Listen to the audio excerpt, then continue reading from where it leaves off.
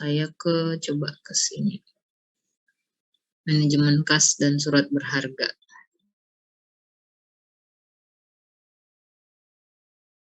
Oke. Udah kelihatan ya slide-nya?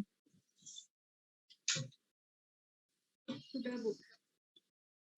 Nah, kita ke modal kerja berikutnya. Kalau dalam pertemuan lalu kita bahas tentang manajemen modal kerja secara keseluruhan, ya, mulai dari konsep modal kerja bersih, modal kerja kotor, kemudian kita bahas juga tentang manajemen piutang ya. Manajemen piutang sudah ya minggu lalu?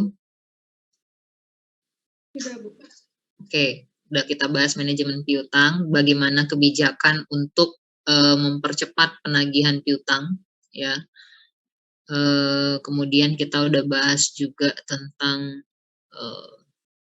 manajemen persediaan. Nah, hari ini kita bahas tentang manajemen kas. Ini udah belum kita bahas manajemen kas?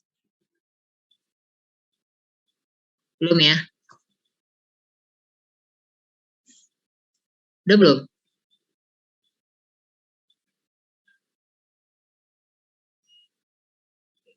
Saya rasa belum ya, Rebecca ya. Oke. Iya, Bu, belum, Bu. Nah, di dalam perusahaan ya, operasional sehari-hari itu didanai dengan kas. Ya, kalau kamu lihat di dalam neraca, ya, aset lancar itu paling atas adalah kas. Artinya apa? Dia yang paling liquid dan memang paling jadi andalan untuk operasional perusahaan sehari-hari. Ya, sehingga perlu bagi manajer untuk terusus ya, manajer keuangan untuk melakukan manajemen terhadap kas dan surat-surat berharga. Nah, kenapa perusahaan perlu ya melakukan manajemen kas dan surat-surat berharga? Karena perusahaan harus menyeimbangkan antara kebutuhan kas ya dan manajemen biaya dari menyimpan kas secara berlebihan. Nah, kebutuhan kas itu digunakan untuk mendanai operasional supaya perusahaan tidak kehilangan permintaan pertama ya.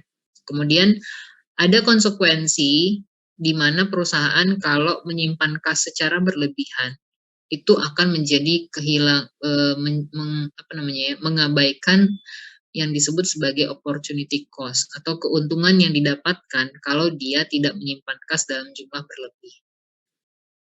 Ya, ibaratnya gini deh, kamu misalkan punya uang banyak di kantong atau di dompet, ya, padahal kamu tahu kebutuhan kamu, misalnya kamu punya uang di dompet 1 juta, ya 1 juta dalam 1 minggu.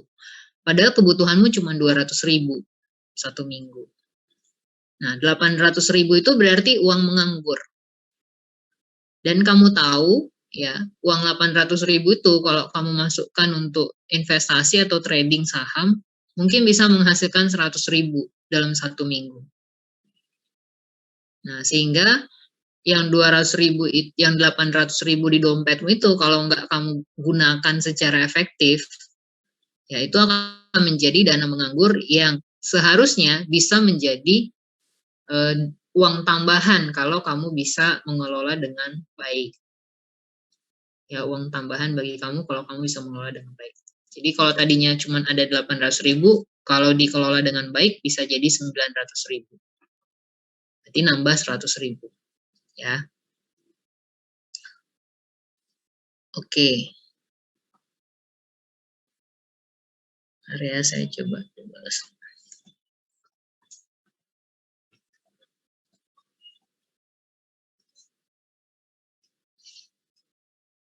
Nah, terdapat 2 jenis surat berharga. Ya, terdapat 2 jenis surat berharga. Untuk dalam surat berharga jangka pendek berarti dipegang oleh perusahaan untuk keperluan likuiditas dan dibeli dan dijual untuk keperluan dana bagi operasional perusahaan. Ya, jadi karena kita bicara modal kerja semuanya memang jangka pendek. Ya. Sehingga kalau misalnya perusahaan menyimpan di dalam bentuk surat berharga, dia simpannya dalam bentuk surat berharga yang sangat liquid, ya, atau bisa dipanggil sewaktu-waktu. Ya, kemudian ada other short-term securities, adalah surat berharga yang dipegang saat ada kelebihan dana dari yang dibutuhkan untuk operasional normal perusahaan.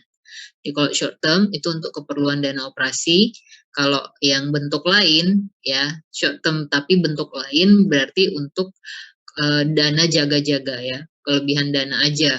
Kalau ada kelebihan dana maka dia diambil dari sana. Nah, kemudian ada lagi nanti surat berharga dalam bentuk